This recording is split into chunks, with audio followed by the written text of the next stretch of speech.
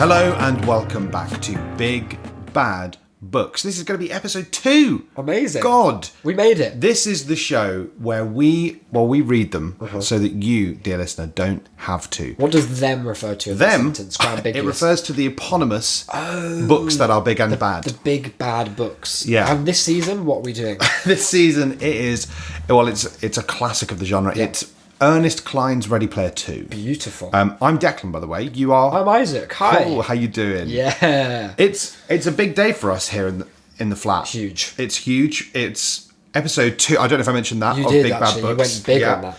We've got a big stream coming up later. Yeah. It's the Euros finals. Yeah. It's coming home.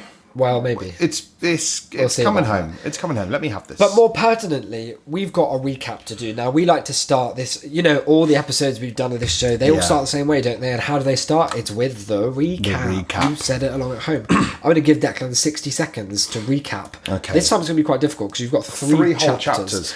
Maybe if you want to get some of Ready Player 1 in as well, just to really bring us up, don't. then that's all up to you. But your time did start 5 seconds ago. Good luck. Okay, so basically, Ready Player 2, it starts right where the last one ended. This guy, he's won. He's called Wade Watts. Wade Owen Watts. He's won everything. He's won the world. He runs Amazon and everything now.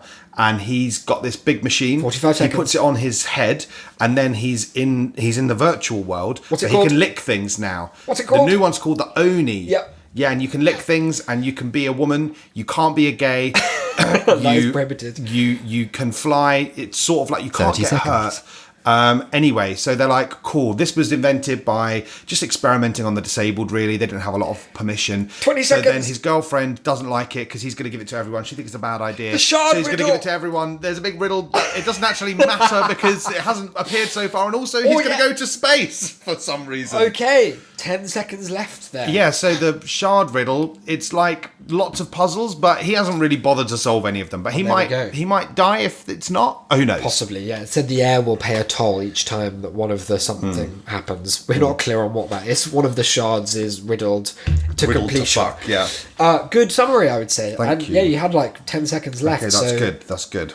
Given that, I mean, maybe we should... That was 3 chapters, so maybe in future you just get 10 seconds. Or 20. Okay, yeah, I'll just like rattle really through rattle what on earth's through it. happened. I like to present at the top, you'll remember from I was going to previous say, eps, I was sure that you were going to do one of these. a theme or a lens or Yeah. a conceptual framework, you might say, to really dive deep into this chapter. Today's is the theme of aimlessness. I'm meandering through the wet woods of prose. It's interesting because that's a theme I'd have said could have applied to any of the 3 preceding chapters also. Perhaps that is the case, but we didn't have a theme for those so No. much. Or maybe the theme was like Nice Guy was for the last one. But Ready Player 1, for all of its many well-documented faults, it has one goal it's trying to accomplish. Yeah. And every bit of the book is kind of doggedly in service of, let's get Wade from the stacks where his aunt got crushed to Chaddom, ultimate kind of godhood. Yeah. And it does that. He does do that. So far, we are, as of the end of this chapter, we're 20% into this book. And as we will see with this chapter, it just further confirms that there is either no plot or there are so many separate plot elements. 20% in terms of pages or in terms of... That's weird. Yeah. I'd have thought we weren't anywhere near that. Yeah, well, my Kindle has really fucked it up because I'm reading it so slowly because I'm taking notes. It thinks that it's going to take 45 hours to finish the book, which I was like, how fucking long is it? God in heaven. Because I haven't actually seen the physical version, so it could be... Maybe it's just a go on pamphlet. forever. But no, we're like, I think it was about 19% exactly at the end of chapter 4, which is what we're on today. I'll be calling it chapter 4, and indeed the title of the episode will refer to chapter 4, but please remember that it's actually level 4-0002, because that's more fun. Yeah. It's a gamer's system. That's something of another theme, isn't it? Gamers, that's a big... I was picking up huge gamer vibes, and I'm glad that's not just me. Okay, good. Yeah. We dive into chapter 4 as follows. There is an opening paragraph which, what's your goal as a writer when you're writing an opening paragraph to a short story or a chapter? In all of the stuff that I write, which is, as you know, prolific. Plentiful, Yeah. The first paragraph is key. They always say that. Start as you mean to go on. Yeah. That's another thing that they say. VCOPS math, of course. Yeah, of course. Yeah. Who could forget? And you just got to go in hard. You want to drop in maybe some interesting new words. Okay. You want to get in a character, probably. Maybe some like scene setting. You could do some scene setting, just so we know or where we are. importantly, or some big plot. You want to get like a big plot. One thing that I think Ernest has done here is he's probably, you know, that thing that goes around the internet every so often where it's like, you may not know it, but like language has its own rules that we all follow without even realizing it. So you wouldn't say like Clifford the red dog big. Well, definitely. You're absolutely right. I wouldn't. After 24 laps in my heated indoor Olympic size giant swimming pool. Olympic-sized giant. Hang on. Well, which is it? Yes, which thanks to my AR swim goggles was teeming with rare tropical fish and even a pod of friendly dolphins to keep me Just go company. for a fucking swim. I was standing in my walk-in closet surrounded by tailored suits and designer clothes I'd never worn and probably never would. Oh, okay. Good. That's Relevant. all one sentence. Right. You could translate that to just be like, I went after for my a swim, swim. I got dressed. Yeah. Or didn't. Yeah, or, seemingly. yeah, just stood there. Just stood nude in my big walk-in closet. Every time that I think Ernest has like peaked in terms of that over adjectived like word salad of like taking such a simple concept and blowing it up to be like, right, we need 5 different modifiers for this pool. We need to describe these fish as rare, tropical, exotic, beautiful, and then also floating. just specify exactly what's there as well. It was the fish from Avatar, but not the one that's out. The one that will be out in 2029. He's doing some tech shit here, like you know the tech bros. I wore the same outfit every day, so I never had to expend any thought on what to wear next. Wow. Now, we know that Ernest likes to couch everything in reference, and the reference he goes for here is Jeff Goldblum in The Fly. But I think a more apt reference would be like Elon Musk kind of Steve Jobs turtleneck, Mark Zuckerberg. Like, it's one of those cool things that you read about on the R Entrepreneur subreddit. Well, okay. Well, here's a question. As someone who doesn't and won't read this Read Ready Player foul Two. script. Okay, I thought you were next. Does he make reference to any real world people? Not ever? really, no. Only he does it quite in terms of possibly like station or like like the president, Right, but but not like in terms of like. and I'm assuming that he might say like Spielberg's. Yes, true, right, true, that, true. But like he's not ever been like, I remember back in the past when there was Barack Obama, like he used to Not do that a level summer of specificity. playlist. Yeah, really, the only time that he maps it onto the real world is to make painful and contrived pop culture comparisons. That I don't know about you, they very rarely seem to have like embellished the work so far. No, if because I anything- understand if someone anything, wearing the same diminished. clothes. I didn't need to think about Jeff in The Yeah, Fly. But I good as understood is. he was being a twat. Yeah. He didn't have to think of a movie twat. He has this, what he calls a humanoid service robot. In fact, he has a fleet of them. Yeah. This one is called Belvedere.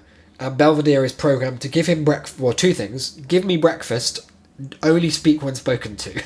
Wow. These are the 2 big programming, like, cornerstones, I guess, in But that OS. the last one had the job of read him the news, but not any of the politics Yeah. news, just the fun news, like Yeah. when is Avatar 3 He had a pretty coming whimsical out? Yeah. job as well, Max, of just being a fun character. Oh, just being a card, A fun like an secondary- absolute card. secondary Yeah. tune. After he provides breakfast, Belvedere, quote, retreated to the corner and stood there like a statue, waiting to be of further use. I'd programmed Belvedere never to speak unless spoken to, and the reason for this is he's scared of his robot voice, and also who of is? Wade. Wade is, or Belvedere is afraid of his own robot voice. What is this? I am fright. No, Wade has seen so many movies that he's scared of robots, whilst also Surrounding himself but with as many as possible. He describes at some length how he's like gone through like the synth modulation of this guy's robot voice to try and make it more palatable, but anything he does he's still scared of. Wow, that's boring. Now there's something of maybe our first plot point alert here, because Okay. a lot of times in this chapter, and if I'd gone through my notes and re-edited them, I perhaps would have taken this out.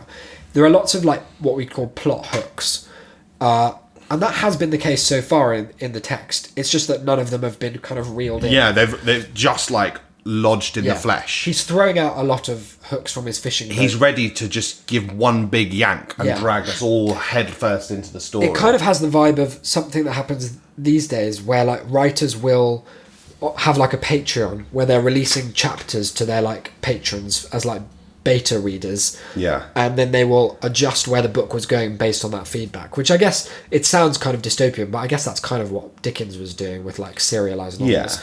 But what the difference, I suppose, is that if you're 20% of the way into the novel and you've thrown out 400 different plot hooks that range from like spaceship, embryos, new VR, a shard riddle, the breakup with the girlfriend, like at some point you've got to pick one of them. Something's got to happen. Something's got to give. This chapter, he's going to throw out more just and some more and more.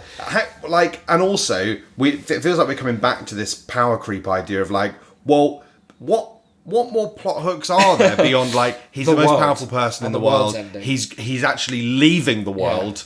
It feels like every time a new TV show tries to be Lost, right, and they think like, oh, what did Lost have? Well, it had a lot of mysteries. And so the first like 3 episodes of whatever this new TV show is, like, you don't ever know any character's name. Everyone's just playing the pronoun game. It's like, he's coming. Who's he? Oh, well, they're on their way. Like, a giraffe will just walk past shot. Yeah, like, and then it just cut. You don't see them for another 3 episodes. Yeah. Like, it's someone else. And then, like, that's why nobody watches them. Yes, I suppose so. Yeah. Whereas this, you're saying, this works by comparison. Oh, by contrast. That wasn't what I was saying, but maybe... Okay, well, you're the one reading it, so... So, he introduces here the idea of artificial intelligence tiers, T-I-E, rather than they're crying about their robot voice. So he has this long aside, I hope it's an aside, because it will be a very boring way for the plot to go, where he describes Belvedere as a tier 1 AI, which is like he doesn't really put too much thought into how you'd categorize them other than, quote, extremely weak.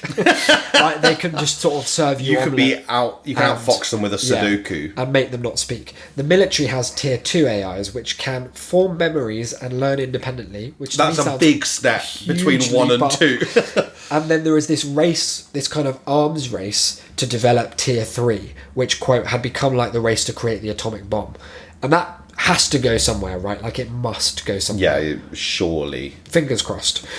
After breakfast, which was a cold omelette, he puts on his AR glasses and he connects. He can't just say that he connects, so he specifies that it's with a heavily encrypted remote access code. Okay, in case you were wondering. Well, I was worried that he was doing this without encryption. To a humanoid telepresence robot, which is it's in high Earth orbit, watching the Vonnegut, which is his spaceship that he's creating. Yeah.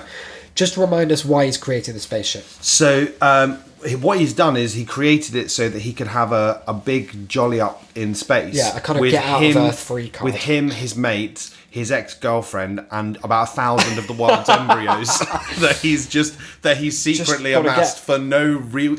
But because he says that they've not told anyone, it's like completely secret, but also that people have donated all their embryos, which is so sickening. I like the idea that you could just create a kind of fervent nationalism that was like, right, we need embryos for the state. Yeah, like, we're days away from that.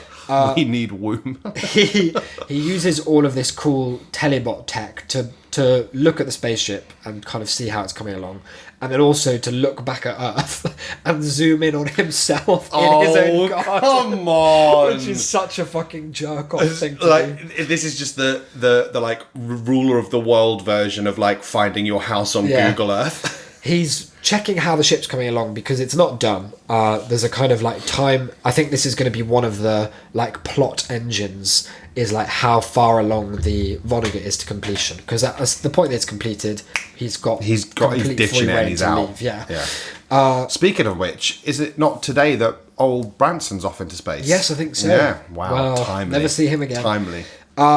The Talbots or telebots are being controlled by engineers on Earth who are, quote, running diagnostic tests on the experimental heavy-duty radiation shielding around the frozen embryo storage compartment. Like, very boring, but also funny that they're not like making the ship fly. They're just protecting the embryos more. Like, more and more. Key priority. He's just going to give up and be like, this is just a really good embryo house. He also checks with his telebot that the onboard version of the Oasis, the VR world, which is called Arcadia, but the second A is an @sign. Yes, I remember Arcadia. All working. And it is all working. There was no need to bring it up. That's good. Okay, fine.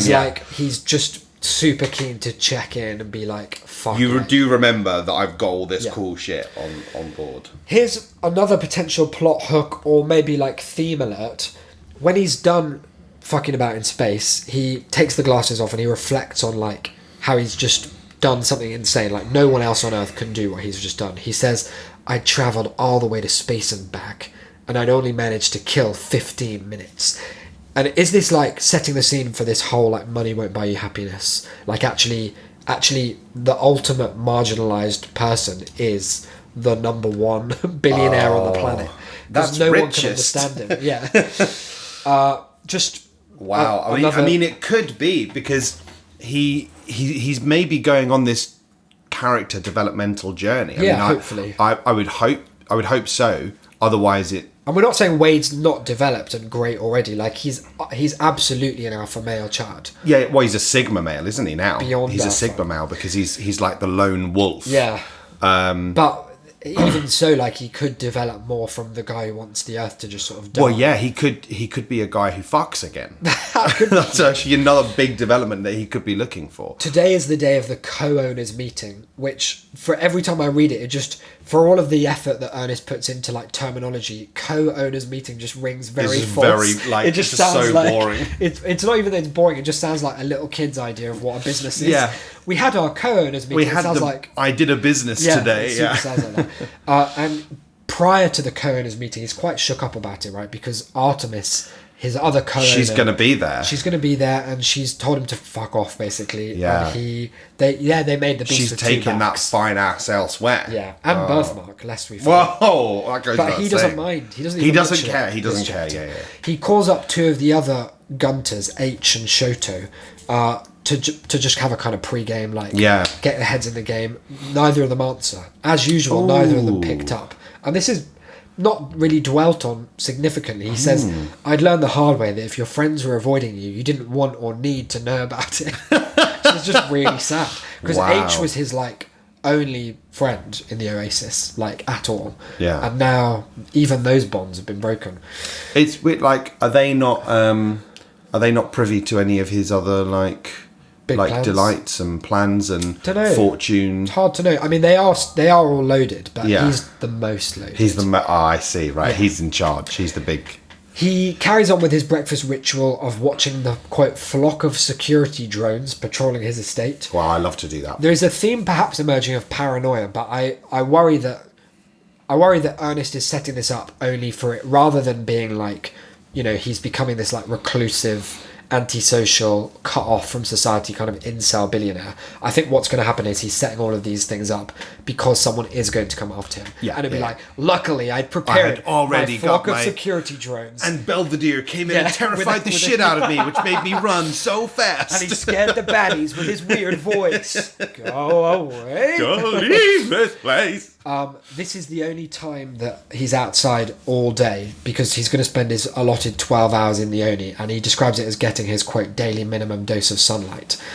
Very cool, very normal, very Yeah. good. You could take a vitamin D supplement, I guess. Yeah. Forgetting, perhaps, that we already did a scene involving the AR goggles in the pool, he puts them back on, Cool. describes it in too much detail, but this time... Can I just say, I fucking hate the AR goggles. Why is that? I hate it. I hate. Oh, go on, why? It's just so shit that, like, he's got a literal, like, virtual paradise to Yeah. which he can go. He is the richest fuck on earth. Yeah. But, like, he can't just have a swim. He has to have a swim with some fake fish. I have a He's feeling got that unless it's going to become thematic, which again I'm not really holding my Yeah, breath I for just- 20% of no. the way in, that it's basically just a cynical plot device so that you can have him doing normal stuff, but also it's gamer and cool. It's pretty- It's like I went to have a shower, but I put my AR goggles on, so it was like I was showering in the waterfall in 1984's famous waterfall-based thrill. Like it would just be some shit like that. Yeah. And case in point, he's now putting the goggles on to check his email. But it's not just like you or not- I would do. He's probably like swiping and like frolicking through the Gmail. that he's putting them on, but not to use the AR for the email. That he's still still on- doing at the yeah, computer yeah. at his desktop. It's just that, like, there's a Makes little the bird background, flying yeah, across. Clippy appears. Yeah. He just checks his email. I don't know why you included that, Ernest. I don't know. I tried. Is there an back you important email, sometimes. or- There's not. He's getting emails from everyone. Like And he's then got so many. I walked over to this side of the room, and then I walked back. I Yeah. put my goggles on, So and I it walked looked back like the I other was- way. yeah. But I was in the Chariots of Fire beach scene. The next part of his routine is he logs on the OniNet, which, as a brief catch up, is kind of like YouTube for VR sensory experiences. This is the place where you can't be gay, isn't it? Yeah, it's the place where yeah. you can be a lesbian. You can be a lesbian, sorry, yes. Or bisexual. You cannot be a can't male be homosexual. Yeah, you can't do any M-M action. That is prohibited. Strictly none of that. He logs on to OniNet, and every day, and this is almost actually quite poetic from Ernest, but I don't think he means it, so we won't give him credit. Hang on, but he is a poet. He does poetry big time, nerd poet or nerd porn auteur. Yeah. He logs onto the Oni, and every day he downloads the most popular like VR experiences and adds them to his queue. But his queue is now longer than he'll ever be able to experience. So he talks. Right. The reason, like, I quite like that as an idea because Yeah. it says something. You could use it as a thematic device to say like he's someone who has so little understanding of how to like actually enjoy life that he's spending his whole life planning for something that will ultimately never happen because he'll die. Planning for someone else's experience. Ernest immediately undercuts that by saying that the way he gets around this problem is that every single day he like takes stock of the whole lot and reorders them so that he will be doing the coolest ones first. Which is just such a great way of undercutting. It's like your own. It's like he's Wow. building up. It's like he's almost there. It's almost a thing. It's not a theme. It's just a bullshit. hindrance. It's just another a tech technical obstacle. challenge. Yeah. It's really, really a shame. Every day as well, he searches like a normal guy would for Yeah. keywords like Samantha Cook, Art 3 Miss, his girlfriend, basically. And he will watch every single time anyone uploads an experience that she's tagged in. So it could be like her walking past, because she's famous as well, right? Yeah, she's of one course, of the Gunters. yeah. And she's very noticeable with the birthmark that he can't stop going on about. But yeah, every single piece of footage, he has to inhabit someone like a sort of pervert ghost and just sort of watch her and probably smell her skin as she walks past. Yeah, well, you could taste her in the Oni, can't Whenever you? Yeah. anyone posted a recording in which she appeared, I would download it. Even if it was just a clip of her signing an autograph for someone, it still gave me a chance to experience standing next to her for a few seconds. I knew how pathetic this was, which somehow made it even more pathetic. That is true, yeah. Yeah. It hasn't said wrong. No, it's not Hasn't wrong. said wrong. I mean, he's allowed like to the do thing it. that we all know, There's no right? law Is against that is that there's if this is the internet, right? Then we know that the majority of people uploading shit is people who are trying to get a look down her top. Yeah. And you gotta know that Wade is spending double all day. downloads those. No wonder his queue of everything else is Filters so those long. right to the front. He says that it's fine what he's doing, actually, because there are, quote, far more twisted and depraved clips I could have been playing back, which has a big, like, Wow. Your Honour energy. It's like, well, I could have been watching stuff. I could have invented any number of tier 5 AIs to become her. The top not safe for work download at the moment, as an example of the twisted and depraved clips he could be watching, is a 50-person orgy where each participant is recording their own like perspective so that you can flick between them, and then he describes this as being, quote, like some hedonistic demon, which is an interesting way of describing. All, he obviously has watched it. No. Yes, he knows just heard all about it. He just read the précis. Also, it's your platform. You could get rid of that. Couldn't. Like, He if actually your couldn't, defense, though, because he's doing the like libertarian hands-off shit. It's like, let the free market don't tread on me. decide. Yeah. I've got to say, I just put a note because I've meant to say it every episode. It occurs to me whenever I listen back, whenever we talked about this. I don't know if we've ever made the joke, but it's going to be annoying someone that we've never said Oni fans. So we have to just put that out. Don't worry though, the OniNet wasn't just a way for people to experience guilt-free sex and risk-free drug use. It was also an incredibly powerful tool for fostering empathy and understanding. Oh, that is good. It's another of And these, how like, was that done? Have your cake, eat it too. How is the empathy? Basically, you know, imagine you're an actor. You Yep, can do yep. some acting, but it's like I'm in your body now. So I can empathise not with really your acting, body is it? feelings. Oh, right. Say you're an activist, I can go and watch all of that activism that you're doing. It would strike me that that's not empathy, is it? Yes, no, it is. And understanding. Because it's not, is it? Because that is literally sympathy. Well, that's a you know, kind of boring distinction. Oh, sorry. Sorry. Ernest. It's a little bit technical for Ernest. Ernest He has likes risen to paint above in broad semantics. strokes. The Artemis Foundation, there's a 3 instead of an E, starts using it to get people who are being exploited. Doesn't say where, but they're like poor people who are being exploited, probably by him. them, Yeah. to tell their stories. And this Right. is an example of how you'd foster empathy and understanding. Because if you could log on to the Oni and maybe you've watched the 50-person orgy, you've experienced about 30 of the perspectives, and you've probably jacked yourself silly. But then after that, you're like, oh, I wonder what poor people are thinking. So you can go and inhabit one of them. And it turns out they're watching the orgy as well, and you're like, wow, we're all the same. They probably can't afford the Oni. Hang on a minute. He said in chapter 2 or something that he was made it given cheap, away, not free. No, I thought he gave them away. I think he might have given away a few. Yeah. Oh. It's that's only for the real. You're saying it was an lowest of the imperfect low. solution? You're saying that maybe wealth distribution would have been better? Wade tells Artemis earlier than now that what she's doing here is hypocritical, because if you remember, she actually railed against the Oni. Yeah. And now she's using the Oni to advance her activism. Wade pops his head out of a well to So say... you're tweeting that from an iPhone, so... to say, you want to improve society? Interesting rags you and peasants yet- are wearing. I think you'll find feudalism made those. So she tells him, to her credit, to fuck off. She says, look up the Matt Bors comic, which still exists. Let me give you one more section, and then I think we'll break for an interstitial. Cool. He finishes his cold omelette that he was still having because Wow. it's still And breakfast. of course, he had to check his emails Yeah. and all of that in between. The Yeah. robot takes his plate silently, I assume, and then he's pondering. Thank you. Sorry. I shot Belvedere in his robot head. I made got of the Max to coolest come in and metal. fight him.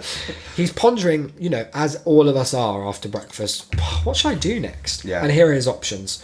Should I have my daily guitar lesson with the hologram of Edward Van Halen?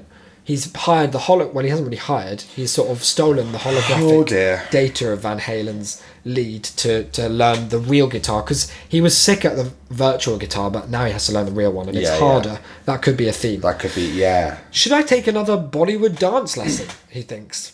With... Doesn't say. Oh, but the that's reason weird. for this is to practice for H and Indira's wedding. Now, I didn't know who Indira was, and so I looked it up, and it's because we've never heard of Indira before. Oh, good. But she's a Bollywood legend who's Right. marrying H, who in the Oasis was Wade's, Parzival's, like Chad, white male, BFF, but it but in turned real out- life is a, quote, heavy-set African-American, who Wade instantly also finds out is a lesbian, just to diffuse the fact that, like, Wade would never love outside of Artemis, right? Like, No. so they wanted to diffuse the, like... that tension. It wasn't there. a catfish situation. Yeah. It was, like, I think you could almost start to make some interesting points about the need that, lots of women pretend to be men online so that they aren't harassed, like, in games and stuff. Can't the only- So H and Indira are getting married, and Wade wants to be so good at Bollywood dancing that Samantha will see him do it and get back with him. He acknowledges this might be a pipe dream. To be fair, that is the most accurate bit of characterization we've heard yet. It is. Now, we'll take a pause here, kind of at the midpoint of the chapter, because I believe you've found some interstitial content. Well, I was looking up. It seems unfair to potentially make judgments about the author just solely based on the text. Yeah. And I mean, we have had some dealings with his other work and And that's other just appearances. It's even worse. much worse, like really, really bad. Which is why I think it makes us cast such a cynical eye over this particular pile of tripe. But what I did, I went onto the World Wide Web. Yeah. We don't have the Oni. Not yet. Fingers crossed. And I found an interview with What Ernest. sense were you using? Just the site. Just the site. I probably might go on to sound and site combined for like video stuff maybe at another point. Yeah. Unlikely I'll be licking it up on the web. Not just yet. So this is from Mother Jones, is the name of the website, and the headline was, author Ernie Klein was told video games would rot his brain, but who holds the high score now? Was the headline. Nice. And yeah, he does insist on being called Ernie. I didn't know that. I'm so Yeah. sorry for misnaming you, Ernest. No, well, I he mean, says Ernest. Ernest on his books, Yeah. but in the day-to-day... He's a casual guy, right? Like, it's a rapport thing. Like, call me Ernie.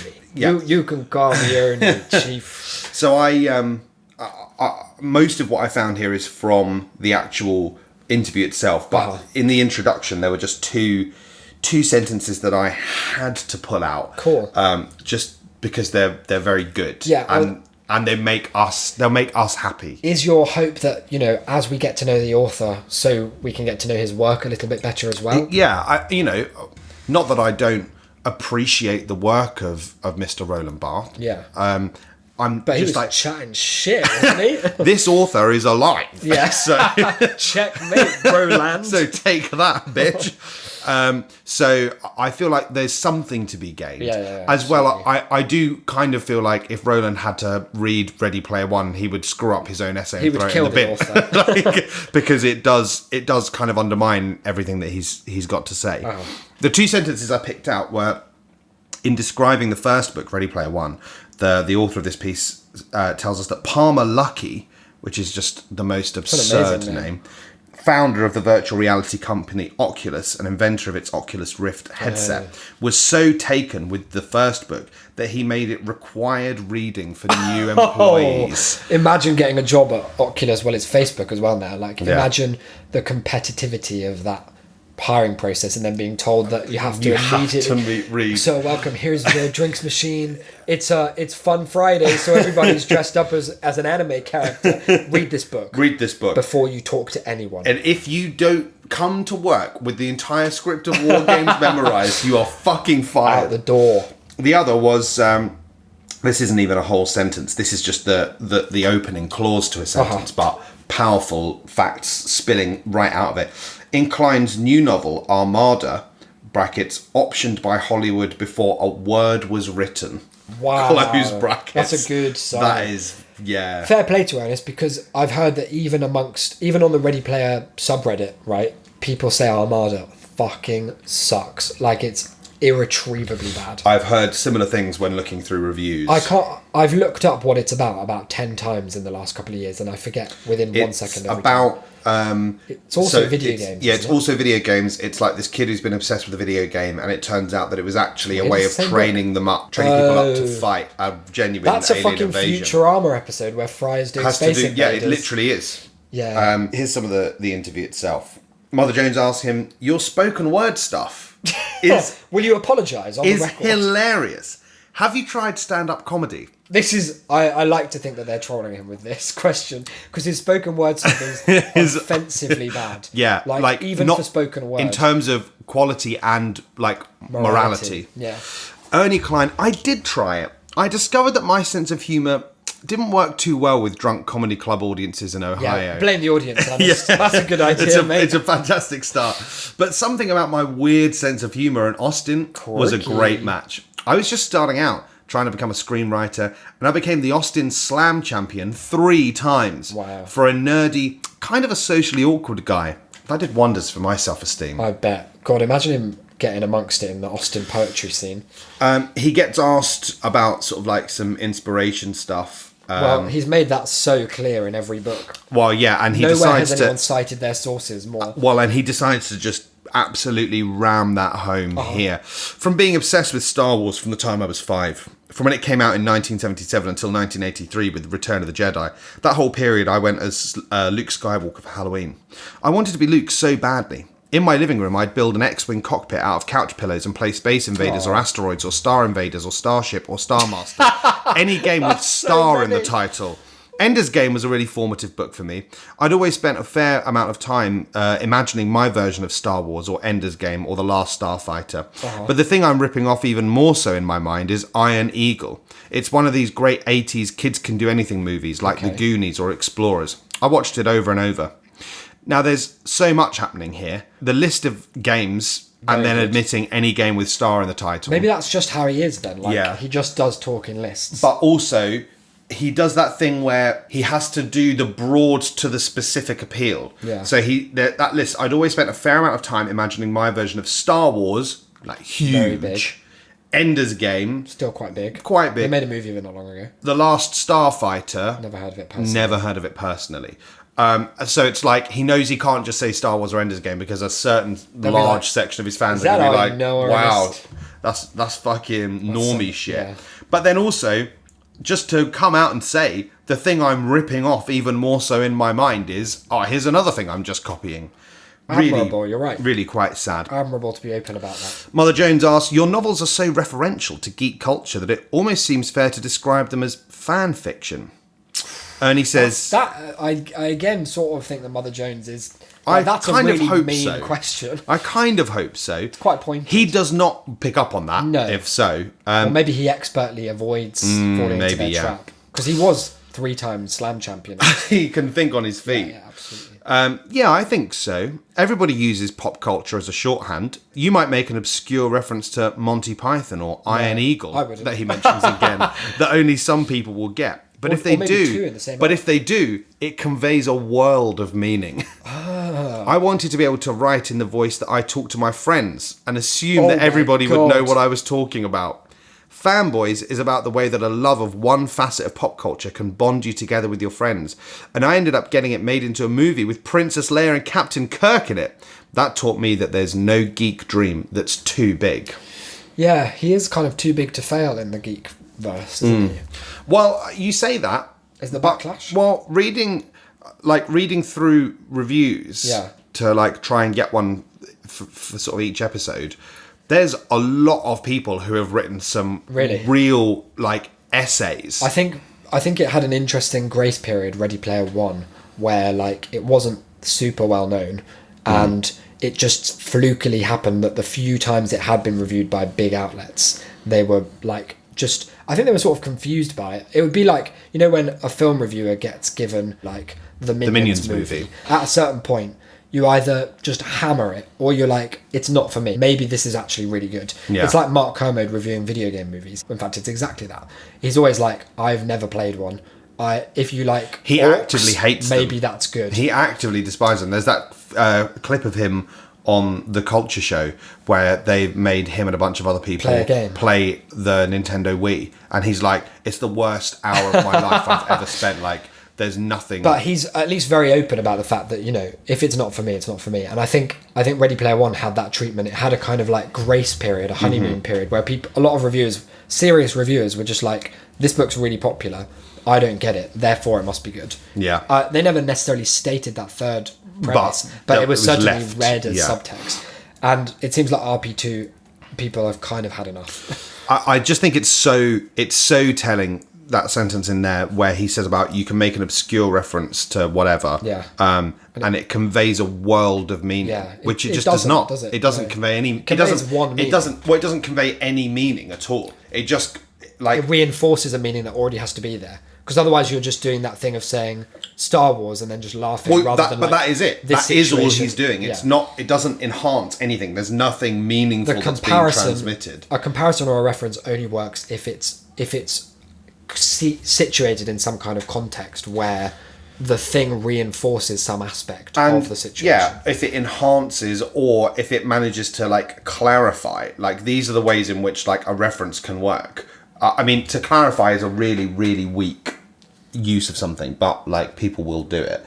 But yeah, there has to be something there that is being properly reinforced. Yeah.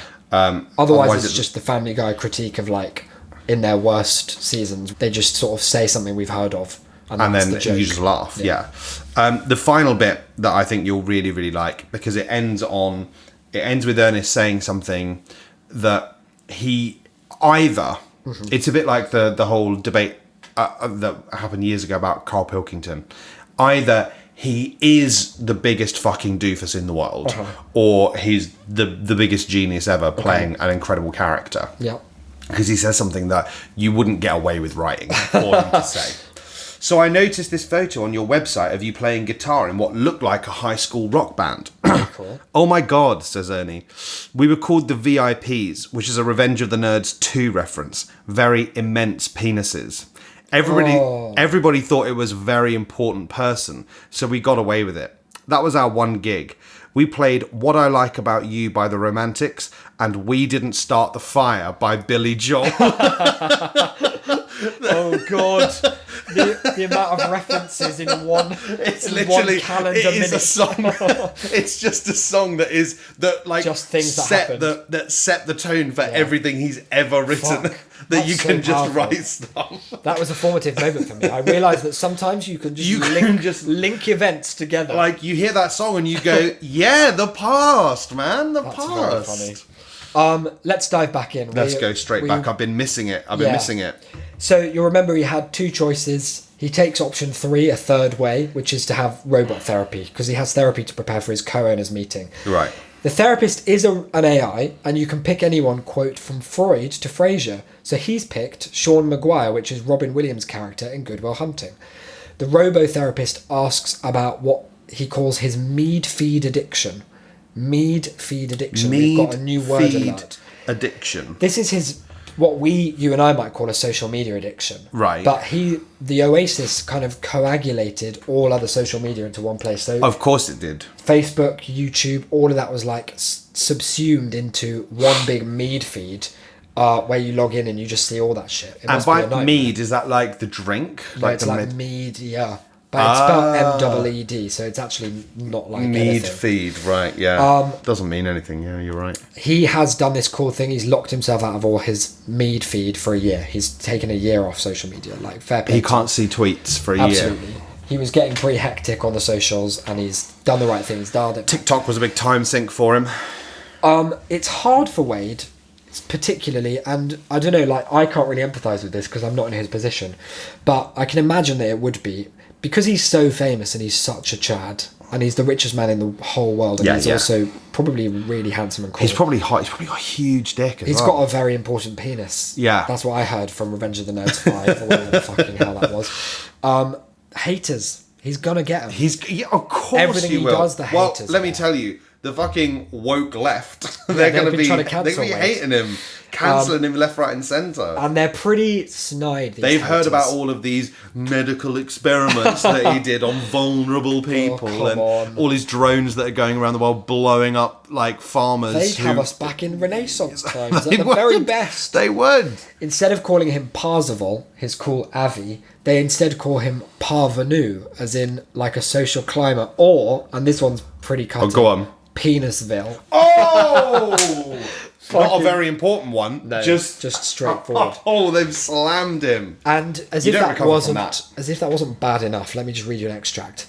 Things got really bad when a previously unknown music group called Tapioca Shindig released a song, such a fucking hell. like 2000s Jesus quirky, Christ. adorable, like random name generator band name. Tapioca Shindig. Released a song titled Sixer for Latin Punk. There's a lot to unpack here. Let me just give you the very brief. For Latin, that's something you're not allowed to do in the Oni. not if you're a guy and another guy. The Sixers were the name they gave to the baddies in Ready Player One. Right. Anyways, this song called Sixer for Latin Punk, which used an auto-tuned soundbite from the live POV broadcast I'd made during the Battle of Castle Anorak, which is the end of Ready Player One, Yeah. when I publicly declared to the world that, quote, if I find Halliday's Easter egg, I hereby vow to split my winnings equally with Artemis, H, and Shoto. If I'm lying, I should be forever branded a gutless Sixer for Latin Punk. And so, Wow. they took the last part. And the lyrics to the whole song were just me singing I should be forever branded as a gutless Sixer for Latin Punk over and over. The song instantly went viral. It was Tapioca Shindig's one and only hit. They posted a music video to the OniNet that racked up over 1 billion downloads before I had it taken offline. Oh, Then wow. He's doing some censoring. Then I Hang on a sued- minute. His free internet where, fuck. nothing he can do about the 50-person orgy. Nothing he can do. But the song that Or the doesn't... Artemis Downblouse Yeah. content. Then I sued the band for defamation and bankrupted You each of can't- its members. You cannot sue someone for defamation for just repeating your own words. Which of course only made the public hate me even more. Yeah, well, yeah. 100% rightly so. I feel like at this point Ernest is kind of pointing the camera, or perhaps the mirror, like directly at us.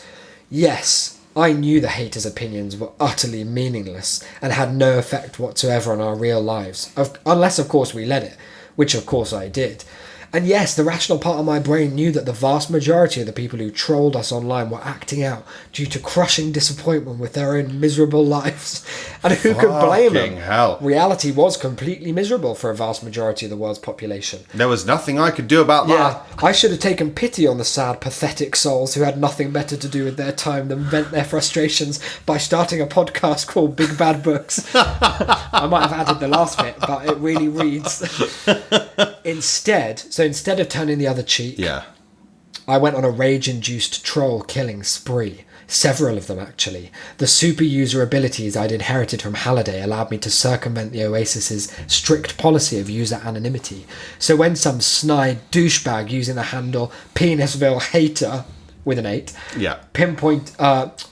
posted something nasty about me on the Mead feeds, I pulled up his private account profile, pinpointed his avatar's location, and waited till he set foot inside a PvP zone. That's player versus player. Yeah. Then before Penisville Hater even knew what was happening, I made my avatar invisible, teleported in, and zeroed his ass with a 99th level Finger of Death spell. Now that my avatar wore the robes of Anorak, I was omnipotent and invulnerable, so there was literally nothing anyone could do to stop me. This is just a kid, isn't it? Like, it's literally just a... It's a kid. Well, actually, I know exactly where you are, and I teleport in, but you can't see... You can't see me, and I'm invisible, and so I'm going to kill you with the special weapon, and you can't get me because I'm invincible. Yeah. I'm invincible. Eventually, people began to accuse me of being the untraceable, undetectable, ultra-powerful avatar behind the killings. How many of them would there have to have been for this to become a pattern? So it became so patently obvious that it wasn't a glitch. Yeah. The resulting online media backlash, dubbed Parzival Gate, destroyed my public image. Oh, God. Thanks to my robes, there was no hard evidence against me. And of course, I denied everything. But even I had to admit that the circumstantial case was pretty strong. It's a great thing to say about a crime you know you did. A petition calling for official sanctions against me was digitally signed by hundreds of millions of Daily Oasis users. A few dozen class action lawsuits were filed against me. In the end, none of them amounted to anything. I was a multi-billionaire with unlimited resources and the world's best lawyers on my payroll. Maybe Ernest's a comrade. Maybe this is like... He's trying to make us hate billionaires so much. Maybe. Because if he's not, he's just a cunt. Yeah. like he is just a prick. There was nothing I could do about the anger I'd caused. There is something you could do. No, there is some you have to agree there's nothing he can do. There's so many things that could be done. Here's another plot hook being deftly whipped out into the sea by Fisherman Ernest. Yep. One thing I'd never shared with my therapist or with anyone was the comfort I took from knowing that I had access to the big red button, capital B, capital R, capital B. Basically, what this is that science has found that if the Oasis ever goes offline, that is the end of civilization.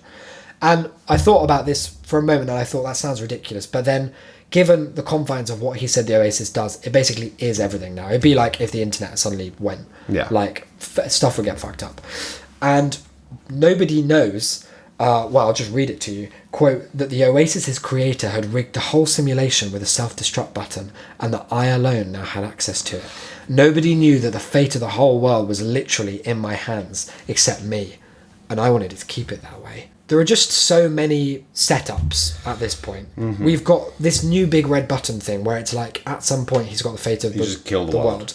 We've got the spaceship, which is like his get out of jail. If very the much environmental... I hit the button, I jump on the ship, and fuck and off. Everyone just flips off on the way. I curl up in the embryo cube. We've got this toll that he has to pay every time someone makes a discovery of the shard riddle, which we've forgotten about.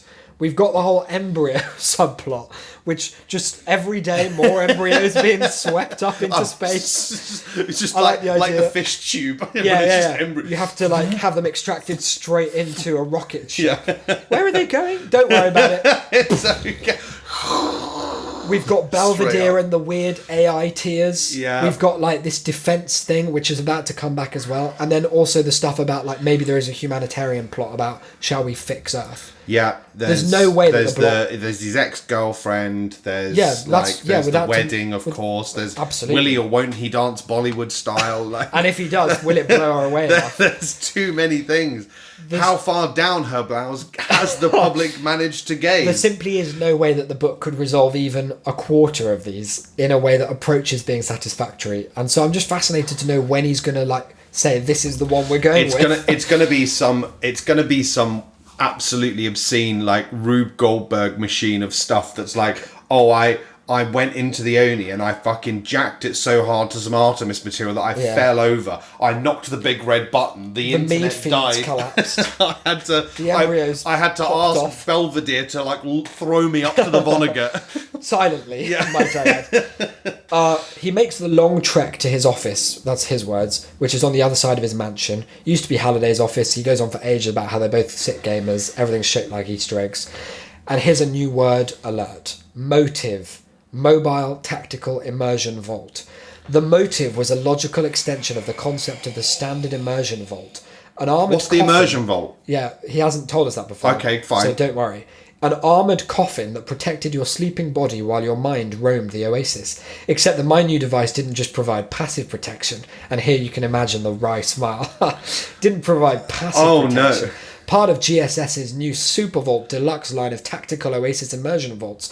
The motive looked more like a heavily armed robotic spider than a coffin. It was an armoured escape vehicle, an all-terrain weapons platform featuring 8 retractable armoured legs for navigating all forms of terrain, and a pair of machine guns and grenade launchers mounted on each side of its armoured chassis, or chassis as I know he would say.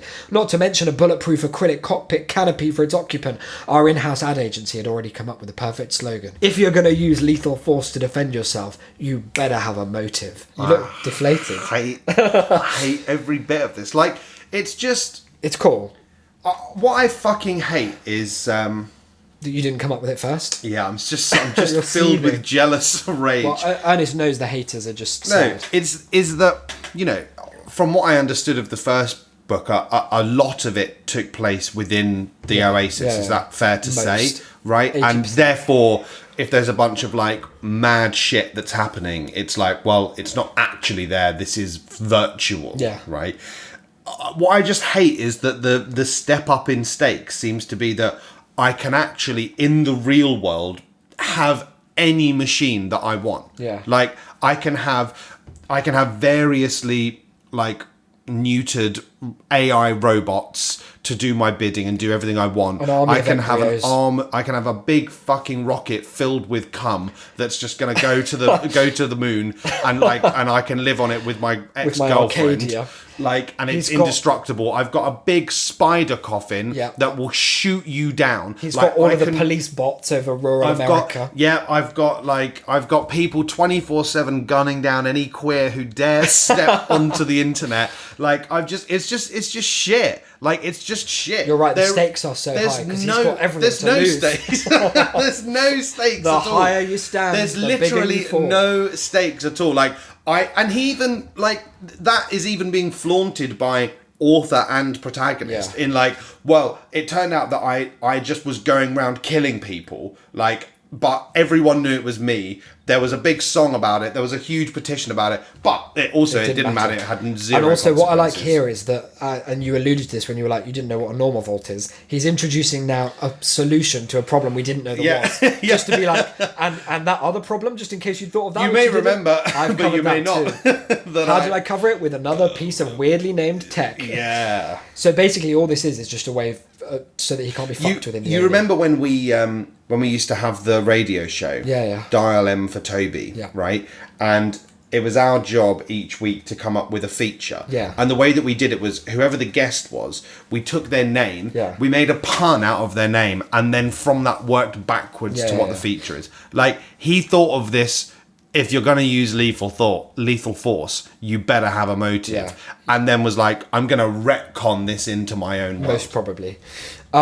The idea of this is that he can control this vehicle from within the simulation or outside, so that if he was in the Oni and some shit went down, he can drive it around, quote, while hurling insults at my would-be assailants through the ear-splittingly loud speakers mounted on its heavily armoured exoskeleton. Very cool.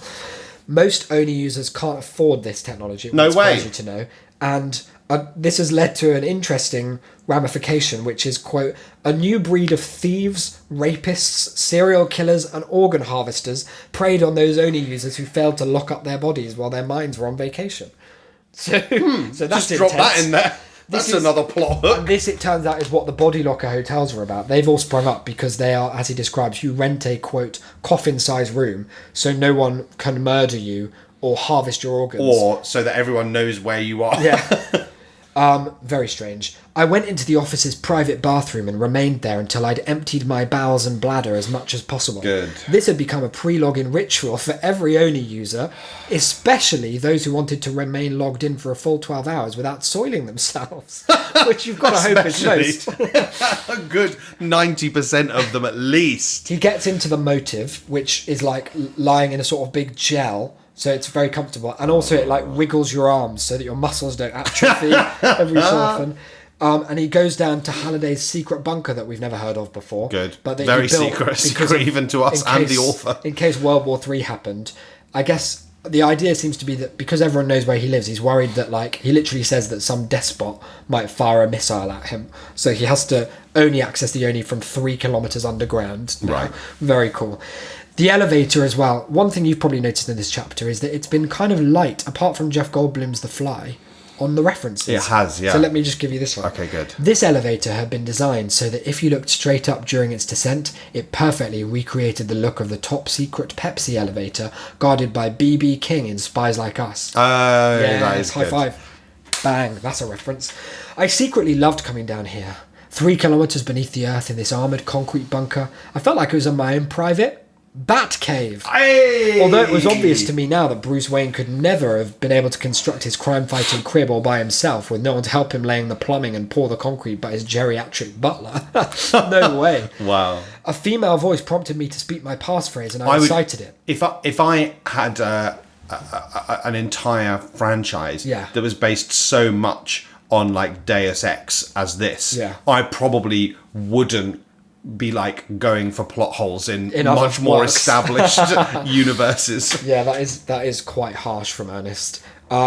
He logs into the Oni and he has recently reset his passphrase to the same one that he used during, quote, the latter days of Halliday's Hunt, a lyric from the 1987 song Don't Let's Start by They Might Be Giants. And just think about this because it's almost the end of the chapter, so I feel like Yeah. this must have thematic weight. Fingers crossed. No one in the world ever gets what they want, and that is beautiful. Once my passphrase was accepted and I agreed to the only safety warning, the system finished logging me in.